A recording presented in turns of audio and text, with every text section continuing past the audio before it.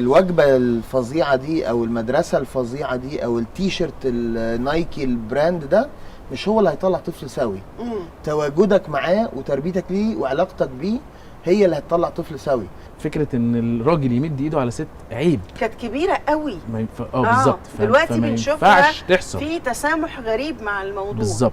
البيبي الاول في الجواز هو الجواز. وجودها جنبي زي بالظبط النعمه اللي ربنا بيديها لحد، وجودها جنبي هو بيسعدني قبل ما يسعدها، بيفرق معايا قبل ما بيفرق معايا. غاليه بقى ممكن بعد ما تكبر مع هذا الاب يجي واحد يقول لها ما تخرجيش ولا ما تتكلميش ولا ما تلبسيش وما تعمليش، وتقول له حاضر. في رجاله مثلا يبقى بيعامل مراته بطريقه سيئه جدا، ومع ذلك لما تجيله بنته بتشتكي من جوزها يبقى عنيف جدا ضد جوزها. انا سمعت كلام زي ده باللفظ كده يعني ان هو يعني ما بيخلينيش اتكلم مع حد، ما هو لو خلاني ما يبقاش راجل وش كده على طول.